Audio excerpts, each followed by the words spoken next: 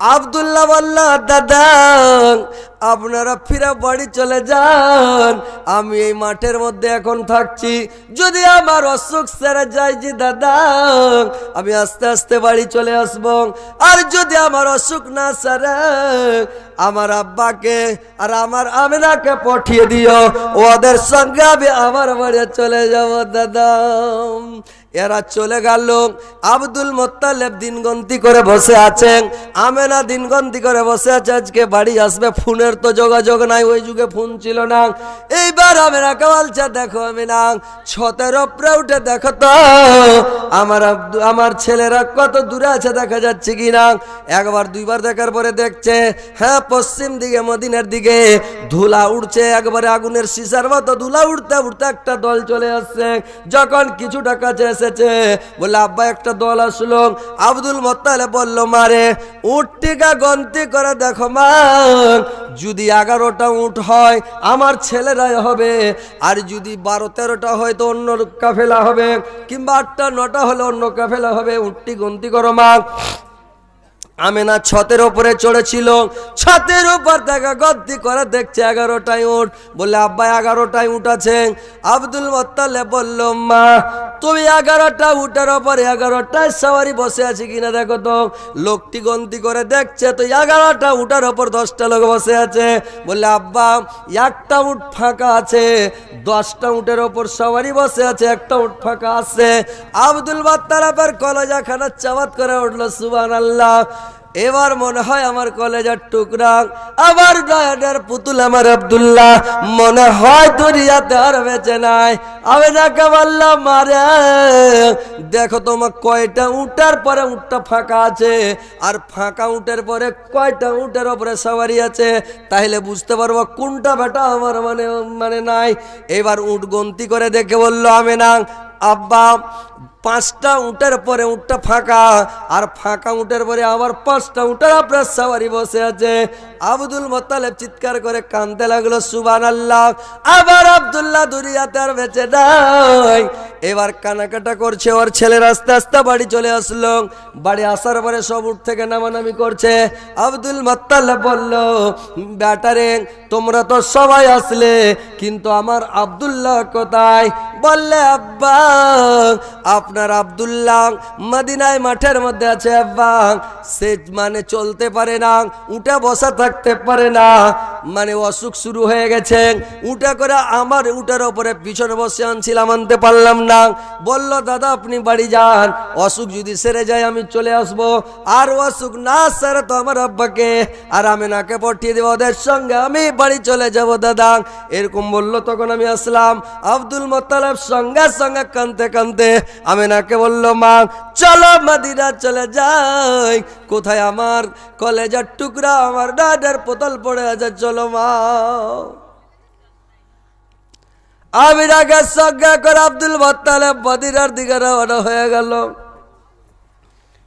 এইবার আব্দুল্লাহ, আল্লাহর নবীর বাবা আব্দুল্লাহ, মাঠের মধ্যে মদিনার মধ্যে মাটিতে পড়ে খালি লটপট লটপট চটপট করছে, কথা বলতে পারে না। কিছু রাখাল পাকাল গুলো মদিনার দুম্বা ভেড়া বকরি চড়াতে রাখাল গুলো মাঠের মধ্যে এসেছে। দেখছে একটা নাও যাওয়ার ছেলে, খুব সুন্দর ছেলে, সুরতগার ছেলে, মাঠের মধ্যে পড়ে মাটিতে পড়ে খালি লটপট করছে। ছেলেটাকে বলছে, ভাই তোমার বাড়ি কোথায়, কোথা থেকে এসছো, কি ব্যাপার, কি আছে, তুমি কেন এরকম করছো? ছেলেটা ইশারা করছে, আমাকে একটু পানি খাওয়াও, আমি পানি পান করবো। এরা পানি মাঠে পাবে কোথায়? একটা ছেলে দৌড়াতে শুরু করলো। দৌড়তে দৌড়তে একটা পুকুর ছিল পার্শ্বে, পুকুরে গিয়ে গামছাটা ভিজিয়ে নিল, আর গামছা ভিজিয়ে নে আব্দুল্লাহর হাতে চিপে পানি দিল, ঢক ঢক করে একটু পানি পান করলো। আর পানি পান করার পরে এবার তার জবান খুলে গেল। এবার তখন কথা বলতে লাগলো। ছেলেটা বলতে লাগলো, আমার বাড়ি হলো মক্কা, আমি কুরাইশ বংশের ছেলে, আমার নাম হচ্ছে আব্দুল্লাহ, আমি বিজনেস করতে শামসিরিয়া গিয়েছিলাম, আর শামসিরিয়া থেকে বিজনেস করা আসার পর আমার অসুখ শুরু হয়েছে রে ভাই, এইখানে আমি পড়ে আছি, কিন্তু মনে হয় আমি বাঁচব না রে ভাই। তো আমি যদি মরে যাই, এ ভাই রাখালেরা, আমি যদি মারা যাই ভাই, আমার একটা ওসিয়ত তোমরা মেনে নাও, আমি যদি মারা যাই তোমরা একটা কাজ করিয়া ভাই, মদিনাতে খবর করবেন, আমার লাশটাকে একটু মাটির তলে দফন করে দিও। আমার লাশটাকে চিলকি দিনিকে কুকুর শিয়াল বিড়ালকে খাওয়াইও না, আমার লাশটাকে বডিটাকে একটু দফন করে দিও। তার আগে একটা কথা শুনো ভাইরা খালেরা, মক্কার দিক থেকে দেখবেন দুইটা লোক আসবে, একটা মহিলা একটা মানে পুরুষ, একটা বয়স্ক মানুষ একটা যুবতী মহিলা। ওই বুড়োটা হচ্ছে আমার বাবা, তার নাম আব্দুল মুত্তালিব। আর যে মহিলাটা ওই বুড়ো লোকটার সঙ্গে আসবে ওর নাম আমেনা, ওটা আমার স্ত্রী। তো একটা কাজ করবে, ওই আমার বাবার জন্য আমি সৌদি আর মানে ইসলাম দেশ থেকে সিরিয়া থেকে আমার বাবার জন্য একটা রুমাল কিনে এনেছি, আমি খুব সুন্দর রুমাল কিনে এনেছি। আমার বাবাকে, ওই বুড়ো বাবাকে আমার রুমালটা কিন্তু একটু দিয়ে দিও। আর একটা আমার স্ত্রীর জন্য আমেনার জন্য আমি আরমান করে একটা হাতের আংটি কিনে এনেছি, তো আমার হাতের আংটিটা আমার আমেনাকে দিয়ে দিও। এই কথাটি বলে তার কথা আড়িয়ে গেল, মুখ দিয়া গোড়াল ভাঙতে লাগলো চোখ বড় বড় করে। ওইখানে মাঠের মধ্যে আব্দুল্লাহ বিদায় হয়ে গেল রে ভাই, আব্দুল্লাহ মারা গেল। এবার এরা গ্রামে গিয়ে খবর করলো, গ্রামের লোকেরা খাট নিয়ে এসে একে উঠিয়ে নিয়ে চলে গেল নাবেগা জাদির বাড়িতে। আর নাবেগা জাদির বাড়িতে নিয়ে গিয়ে তাকে গোসল করলো, কাফনে টাফনে মাকামে আবুয়ায় তাকে দফন করলো। আর মাকামে আবুয়ায় তাকে যখন দফন করে দিল, আর দফন করে দিয়ে কি করলো ভাই, এইবার করেছি কি, রাখালগুলো মাঠে দুম্বা ভেড়া বকরি চড়াচ্ছে। আর মদিনার মক্কার দিক থেকে ওই বুড়ো মানুষ আর ওই যুবতী মহিলা দুইজন চলে আসছে। ওই মদিনাতে মাঠের মধ্যে এসে আব্দুল মুত্তালিব চিৎকার করে কাঁদছে আর বলছেন, আরে বেটা আব্দুল্লাহ, কোথায় আছো রে বাবা, কোথায় আছো রে ধন, একবার আমাকে আব্বা বলে ডাক দাও বাবা। ঢোড়া খুঁজা করতে করতে রাখালগুলোর দিকে যাচ্ছে, যে রাখালের কাছে গেলে খবর পাবো। রাখালগুলো আগিয়া সব যাচ্ছে, যে হয়তো বুড়ো মানুষটা আর যুবতী মহিলাটা যে লোকটার কথা বলেছিল রক্ত আসছে, এরা মাঠে মধ্যস্থলে দেখান। এইবার দেখা যখন হয়ে গেল, আব্দুল মুত্তালিব বলল, বাবা রে, তোমরা এই মাঠের মধ্যে গিয়ে একটা সুন্দর নওজওয়ান ছেলেকে দেখেছিলে বাবা, বলো তো সুন্দর একটা ছেলেকে দেখতে পেয়েছো বাবা? বলল, হ্যাঁ দেখেছি। ছেলেটা কিন্তু এখানে নাই, অন্য জায়গায় আছে। কিন্তু ছেলেটা যাওয়ার সময় দুটো জিনিস আমাদেরকে দিয়ে গেছে। এই যে রুমাল খানালেন, আপনার জন্য আপনার ছেলে সামদেশ থেকে একটা রুমাল কিনে এনেছে, এই যে দিতে বলেছে আপনাকে দিয়ে দিলাম। একটা হাতের আংটি খুলে এরা দিল আমিনাকে, যে আমার স্ত্রীকে দিও। এই আমিনাকে দিতে বলেছে, যাবে না তোমার স্বামী তোমার জন্য একটা আংটি কিনে এনেছে, চাঁদির আংটি, ভালো সুন্দর আংটি, এই যে তুমি হাতে দিয়ে নাও। আংটিটা নিয়ে নিল। আব্দুল মুত্তালিব বলল, চলো আমার ছেলে কোথায় শুয়ে আছে নিয়ে চলো। এইবার নিয়ে চলে গেল মাকামে আবুয়ায়। দেখছে কি মাকামে আবুয়ায়, এবার ওখানে ছেলে রাখালগুলো নিয়ে যায় টাটকা কব্বর দেখাচ্ছে। বলছে, বুড়া বাবা, এই যে আপনার ছোট ছেলে, আপনার কলেজার টুকরা নয়নের পুতুল, আপনার বেটা যেখানে শুয়ে আছে ঘুমাচ্ছে। আব্দুল মুত্তালিব কাঁদতে লাগলো, বেটারা, আরে আব্দুল্লাহ,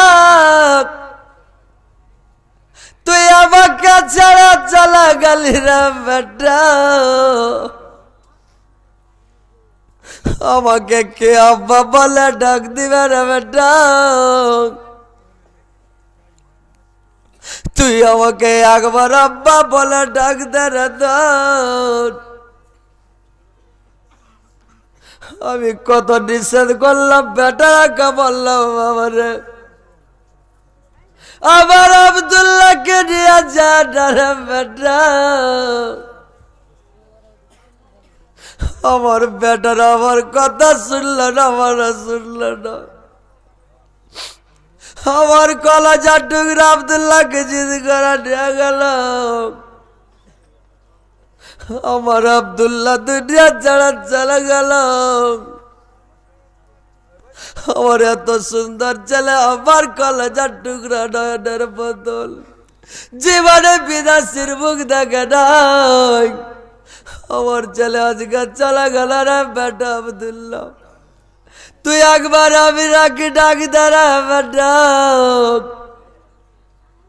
তুই আমি রাকে ছেড়ে চলে গেলি রে দান। আব্দুল্লাহ যখন মারা যায় তখন আমেনা 6 মাসের গর্ভবতী, 6 মাসের আল্লাহর ডুবি তার মায়ের পেটে, 6 মাসের পেটে তার বাবা আব্দুল্লাহ ভাই মদিনাতে মারা গেলেন রে ভাই। এবার আব্দুল মুত্তালিব কাঁদতে কাঁদতে আমেনাকে বলল চলো মা বাড়ি যায়। কাঁদতে কাঁদতে শ্বশুর বউ বাড়ি চলে আসলো। বাড়ি আসার পরে আব্দুল মুত্তালিব আমেনাকে বলল মা, আজ থেকে তুমি আমাকে আব্বা বলে ডাক দিবে রে মা, আমি তোমাকে বেটি বলে ডাক দিব, আর তোমাকে তোমার বাবার বাড়ি যেতে হবে না মা, তুমি আমার বাড়িতে থাকো, তোমাকে কোথাও যেতে হবে না রে মা। এবার থাকতে লাগলো। এবার আল্লাহর নবী ভূমিষ্ঠ হওয়ার কিছুদিন আগে, কেউ বলেছে 40 দিন আগে, কেউ বলেছে 35 দিন আগে, কেউ বলেছে 60 দিন আগে, মানে করেছিল কি, মক্কা নগরেতে যে কাবা শরীফ ছিল ভাই, তো কাবা শরীফের সারা পৃথিবীর মানুষ, সারা দুনিয়ার লোক মক্কা যায় হজ করতে। এবার বাদশাহ আবরাহার রাগ হয়ে গেল, সারা দুনিয়ার লোক মক্কায় হজ করতে আসছে, আমার দেশের মধ্যে আমি একটা কাবা তৈরি করব, আমার দেশে সবাই হজ করতে আসবে, আর আমার দেশের আয় উন্নতি হবে, লাভ নাফা হবে, আমরা টাকা কামাবো। এবার আবরাহা একটা নতুন কাবা বানাতে লাগলো, নতুন কাবা শরীফ তৈরি করতে লাগলো, একটা কাবা বানাতে লাগলো। তো ঘরটা বানাতে বানাতে কতখানি উঁচা করলে জানেন? যদি ঘরের ওপরটা দেখবেন আপনার পাগড়ি খোঁচা পড়ে যাবে, টুপিও পড়ে যাবে না, এরকম করে দেখতে হবে, এত উঁচা, বিশাল উঁচা ঘর। আর ঘরটার উচ্চতার কারণে, মানে খুবই উঁচার কারণে, ওর নাম কি রেখেছিল ভাই জানেন? কি নাম জি ভাই জানেন? ঘরটার নাম রেখেছে কোলাইস। কি নাম? কোলাইস। ঘরটার নাম হচ্ছে কোলাইস, বিশাল। এবার দেশে এলান করে দিল, চতুর্দিকে সারা দেশে এলান করে দিল যে আর মক্কা হজ করতে যেতে হবে না, আমার দেশে হজ করতে আসতে হবে। এবার আবরাহা এলান করলো। এবার মক্কার লোকের রাগ হবে কি হবে না?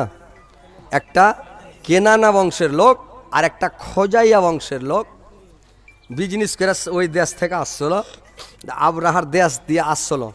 আস্তে আস্তে করেছে কি, ওই আর কি এলান টেলান গালা শুনে যে নতুন কাবা কেন করে বানালছে, তো চল দেখেলি। তো নতুন কাবা দেখতে যা করেছে কি, বলছে ওই ঘরে একটা পাদ্রী আছে, মানে আমাদের ইসলাম ধর্মের মধ্যে বলা হয় মুলবি সাহেব, যারা কোরআন জানে, কোরআন মানে মতলব বুঝে, ওরাকে বলা হয় মুলবি। আর ওরা যারা ইঞ্জিল পড়তে জানে বা ইঞ্জিলের মানে মতলব বুঝে, ওকে বলা হয় পাদ্রী। বুঝতে পারছেন?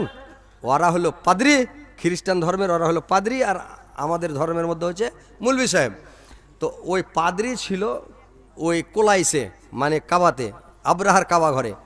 এবার করেছি ওকে, বলছে ভাই তোমার কাবা ঘরে থাকতে দিবে? বলছে হ্যাঁ থাকো, কোনো অসুবিধা, দুনিয়ার লোক থাকছে, তোমরাও থাকো। বলছে ঠিক আছে থাকবো। এবার ওর ঘরের মধ্যে রাতে থেকে আলো। থেকে যাওয়ার পরে কত রাত হয়েছে না হয়েছে, পাদ্রী যখন নিন গেছে, লাগ ডাকতে শুরু করেছে কিনা, এরা দুজনা তখন উঠে গেছে। উঠে যেয়ে কি করেছে ভাই, ওর কাবা শরীফের মধ্যে জুত করে পায়খানা করেছে, দুজনে মেলা 2.5 কিলো করে, 5 কিলো। আর পায়খানা জুত করে আর পায়খানা গালাকে জুত করে পায়খানা করে কি করেছে জানেন? পায়খানা গালাকে হাতে করে লিয়েছে, আর কাবা শরীফের দেওয়ালে জুত করে পালাস্তর করে জুত করে দেওয়ালে লাগালছে। জুত করে যখন দেওয়ালে লাগিয়ে দিয়েছে, এবার করেছে কি, জুত করে পায়খানা গালাকে লাগিয়ে দিয়ে দুটো লোক আউট কুণ্ঠে উড়ে গেছে। এবার পাদড়ির চেতন জুতি হয়েছে, চেতন হয়ে দেখছে তো গন্ধ, কিসের গন্ধ রে ভাই?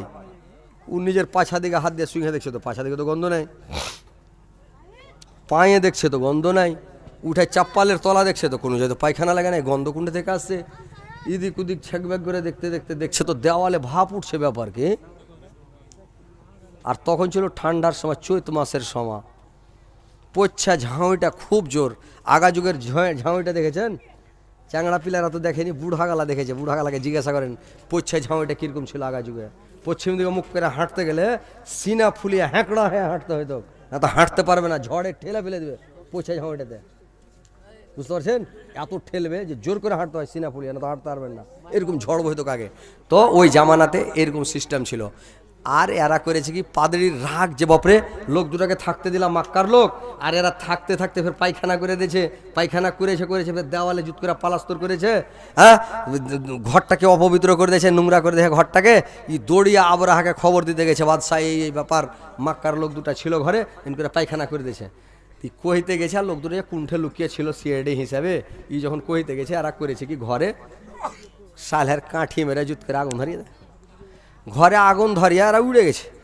এরা লাগলো পালাইতে, ঘর পুড়তে পুড়তে। আর পোচ্ছা ঝাউইটা চৈত মাসের সমা ভাই, একবারে আবরাহার কাবা শরীফ পুড়ে পাড়পাড়িয়া বসে গেল, ভেঙে চুরে সব ঘর খান্ডাই নষ্ট।